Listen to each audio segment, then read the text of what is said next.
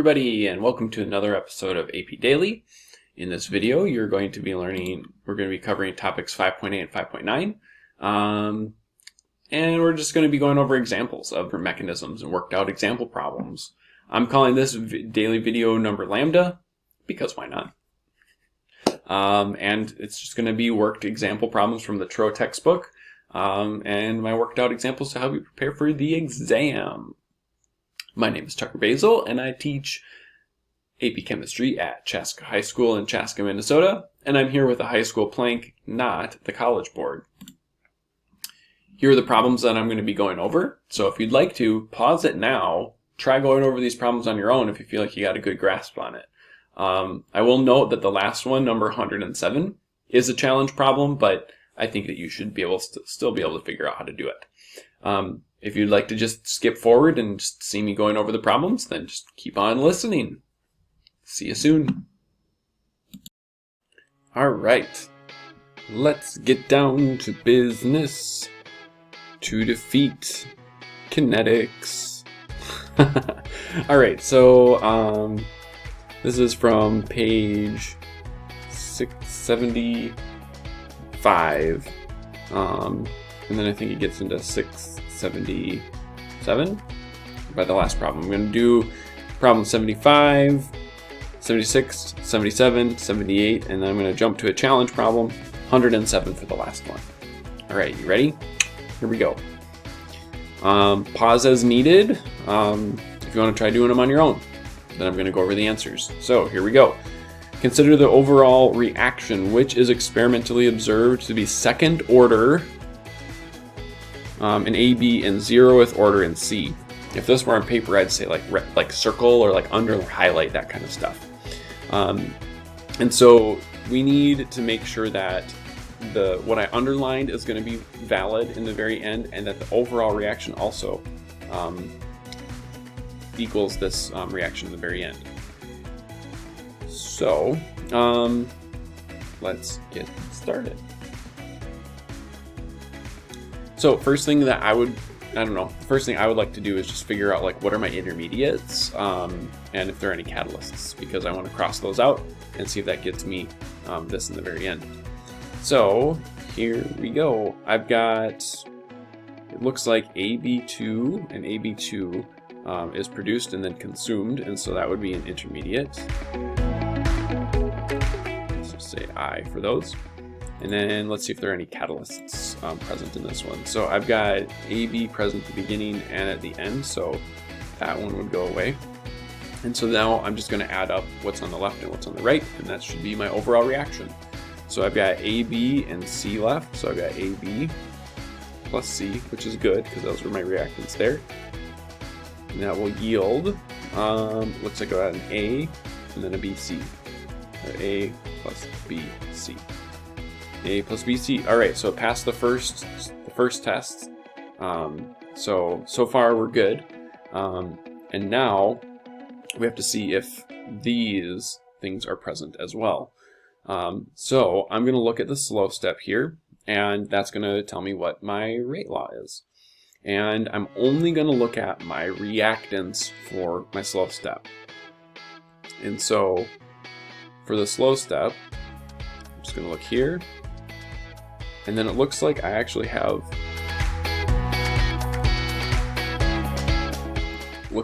two ABs. So I've got AB plus AB, which can be rewritten as, there's a few different ways you can think about this. It would just be AB squared in the very end, because you could rewrite this as like 2AB, right? That equals that. And whatever the coefficient is, that becomes the exponent in the rate law. And you'll notice that there's no C at all. And so the overall reaction order would be second order for AB and 0th order in C, because C isn't present in the very end. And if I wanted to write out what the actual overall rate law would be, it would just be this: rate equals K1, because K1 is given to me there, times the concentration of AB, whatever that would be, squared. That would be my overall rate law. Awesome. One down, a few more to go. All right, let's look at the next one. So we're on page 676 now, or number 76. Pause if you want to go over this, but consider the overall reaction, which is experimentally observed to be second order in X and first order in Y. Okay, so second order in X and first order in Y. That's going to be important. And then this is our overall reaction. Does the okay, let's not worry about part A. I want to focus on part B. That's why I circled that there. Is this two-step mechanism valid? Okay, and so I'm looking at this, and we have to do just like what we did in the previous one. We have to figure out, does this equal that, which it probably will, but then does it end up being second order in X and first order in Y? That's kind of going to be the key part there. But let's just double check that first part first, just make sure that the overall reaction equals based off of this mechanism. So I've got two X's on the left here, and I have one X on the right. So basically this X goes away, and the coefficient of 2 goes away. I'm left with one of the X's. And then it looks like I've got X2 is an intermediate, so that would go away. And so then I'm left with X plus Y on the left, which matches this, my reactants. And then it looks like I'm just left with that yields X, Y, which is good. We expected that to happen because the overall will probably work, but might as well knock that out of the park first. Okay, so now let's figure out what our rate law would be. Like what would our rate law be? Because then we can figure out if it was first and second order. So now we always got to look for a rate limiting step, which is always going to be the slow step. Now, when I'm looking at this, I can immediately see a problem. Can you? The problem is that we have an intermediate in the slow step. So we're going to have to do some finagling here. But I don't think it'll be too bad. So if I were to just write the rate law as what's written here, I would just look at what the reactants are in the slow step.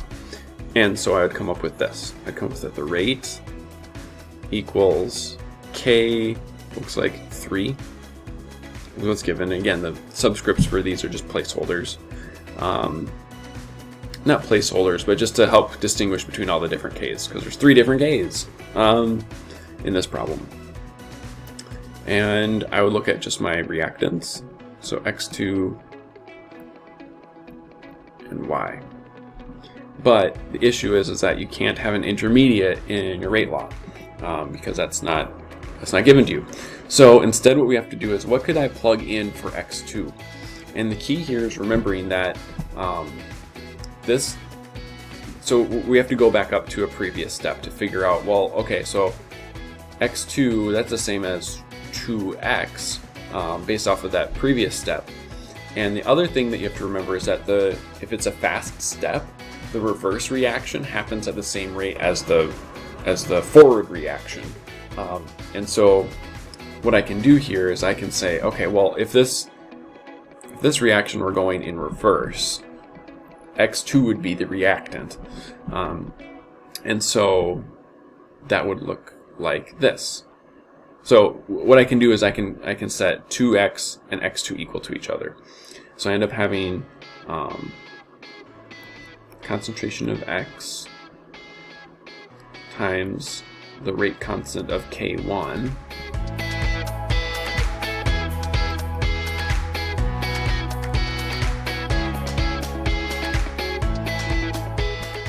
okay, that's almost done, but then I have to put the squared there because X has a coefficient of a 2. And then these K's, the K1 and K2, just came from these. So forward reaction had a K1 constant, and then the reverse reaction had a K2. All right. So now what I can do is I can solve this. I can solve all of this for X2. And all that I have to do is divide both sides by K2. And so then I end up with X2, concentration X2 equals K1 divided by K2 is a concentration of X squared. Okay, so I'm going to take all of this that I just found and I can plug that in for X2. So then, if I would rewrite that, I'd end up with the rate equals, so I'm just going to keep all my K's together. It's going to look kind of silly, but I've got K3, which was here before, but now I also have K1 over K2 times, now that's part of X2, and then now I'm going to have X squared times Y. So that would be my overall rate law. So now how does that compare to what they said was experimentally determined? It says that this was second order in X. Hey, look at that. And first order in Y. Hey, look at that. I don't have the one written there, but you know it's there. So there we go. Yes, we're good to go. It works. All right. Now let's look at 77. Consider the three-step mechanism for a reaction. We have all three steps here. What is the overall reaction? Well, unlike the previous ones, it doesn't even give us what the overall reaction would be. So we have to figure that out. So we're going to cross off any intermediates and any catalysts. So looking at this, I see that I have 2 CLs that are produced in this first step, and then I have 2 CLs that are consumed. So that crosses off these 2. And then let's see, is there anything else that is produced and then consumed? Yeah, look at CCl3. That's produced and then consumed. And I think everything else, I don't see anything else. So now I'm just going to look at whatever I have on the left here. So I've got these guys. I'm going to write those out. So I've got Cl2.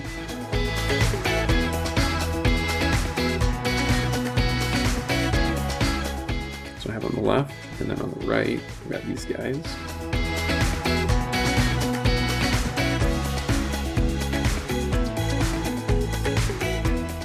And this should be balanced as is, and it is. I've got 2 CLs, 3 CLs, I've got 5 CLs on the left, 5 CLs on the right, 4 plus 1. I've got an H on the left, an H on the right, a carbon, I'm good to go. And so we figured out what the overall reaction was. We actually already identified what the intermediates are, so I'll write those down here in a second. And then we're going to use the slow step here, this one right here, to figure out what the rate law would be. All right, are you ready? I'm ready. Okay, here we go. So identify the intermediates. So the intermediates would be the ones that we crossed out. So Cl, let's switch up the colors. Let's keep it spicy. All right, so we got Cl. That would be this one right here that got consumed, and then looks like CCl3. Oh, come on, I can write good. CCl3. Woo-wee! All right, awesome. All right, so now comes the fun part. Now we got to do the predicted rate law. So we're going to look at the slow step, and we're specifically going to look at the reactants for the slow step. All right. I already have an issue, right? We've got chlorine, which was an intermediate, so we know that we're going to have to do something fancy with that. So here we go. Let's write it out. Let's see where it takes us. So this is the form that we're going to have at the very end. So the rate equals constant K3, because that's what it says there, times the concentration of Cl times the concentration of CHCl3. Booyah. All right. But again, since this is an intermediate, we got to substitute that out for something else. So we look at a previous step to see how we can get helped out there, and we're going to use this. Let's do a little sidebar. How exciting is that? Orange is good. So based off of this equation here, let me just, there we go. We're going to use that. So we've got the forward reaction, which would be Cl2. Orange is good, but it's not showing up the right way. We'll get there. Cl2, much better. Times the forward rate constant, which it says is 1. That has to equal the reverse, the rate in the reverse direction, which would be concentration of Cl. I'm going to say it's squared because it has a coefficient of a 2, times the rate constant for the reverse, which would be K2. Now we want to rearrange this and solve this for Cl, so that way we can plug it in down here. Can I zoom in more? Ooh, barely. So now, let me rewrite this over here.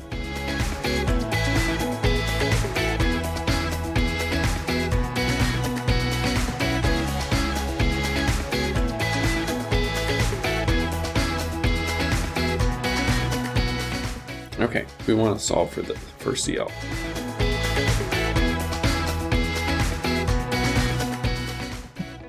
So we'd start off by dividing each side by K2, so then I'd be left with this.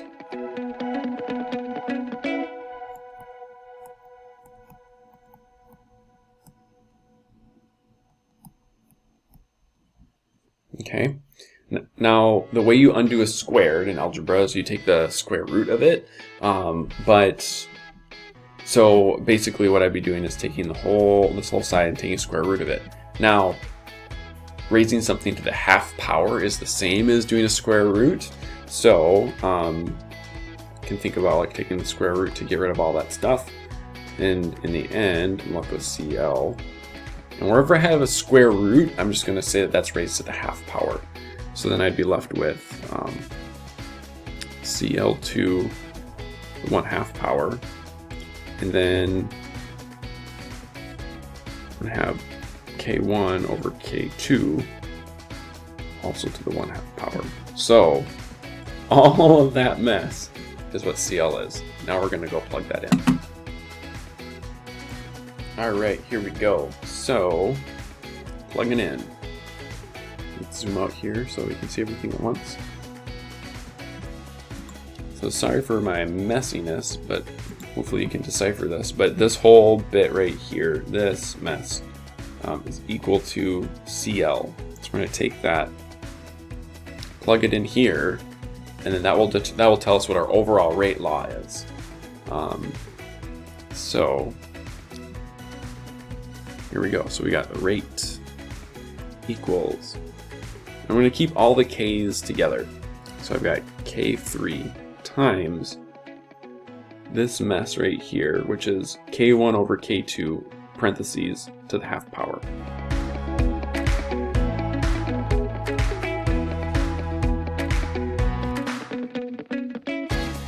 Okay, and then, so that was my first part of what Cl was. And now I'm going to say, hey, that's the same thing as Cl2 to the 1/2 power, half order. And so that's everything for Cl. And now I'm just going to keep putting this in here.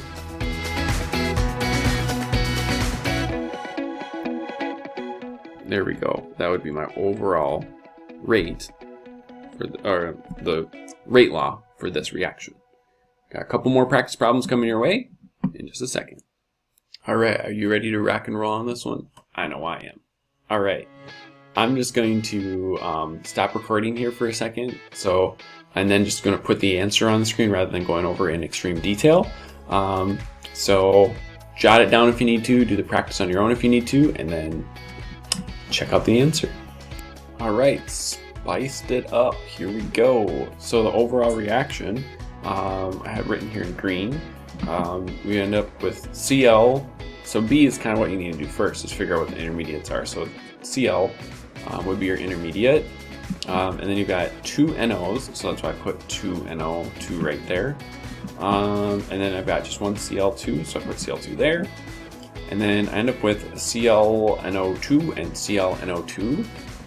And so since there's two of them, I put a 2 there. I already identified that chlorine was an intermediate because it was produced and then consumed. And then the predicted rate law, guess what? The slow step's the first step, and when the slow step's the first step, it's easy street. Because you just look at the reactants, and then that's going to tell you what the overall rate law is. K1, because K1 was given to you there. Not so bad, right? Okay. Let's look at a challenge problem. This one's identified as a challenge problem in our textbook. It's number 107. And what is this? Page 677, 678. It's page 678. So go ahead and give it a pause, see if you can do it, and I'll put the answer up here in just a moment. All right, here is our answer. So I got this answer just right here. So let's talk about it. So we're just looking for the rate law. And so we're going to look at the slow step. And then if there's anything that was an intermediate, then we'd have to go look at a previous fast step to see if we can substitute anything in. And so I got that the rate would just be equal to the concentration of Br and H2 using the rate constant for that step. But Br is an intermediate because it's given to me in a previous step. And so then off to the right here in red, I just set up the forward equals the reverse reaction. And so I just said Br2, K1. And then the reason why this is squared here is because I had a coefficient of a 2 there. And then K is -1 because that's just what it's given to me there in the problem. And so then I did some algebra, I rearranged, I divided by K to negative, or K sub -1, I guess.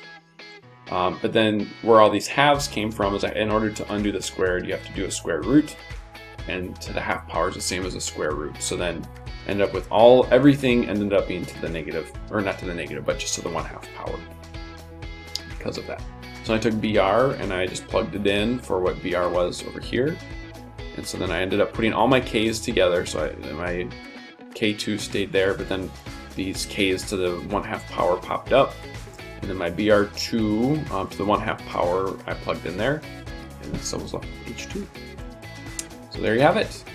That's all the practice problems you could ask for. Thanks for listening, and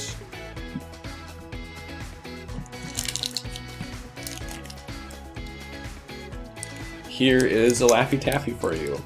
What type of turtle likes things fast? The snappy kind, you know, like a snapper turtle.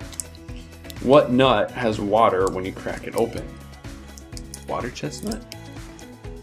A coconut? I feel like a water chestnut would be better, but I guess a coconut. Anyway, thanks for watching, have a good day, and enjoy science.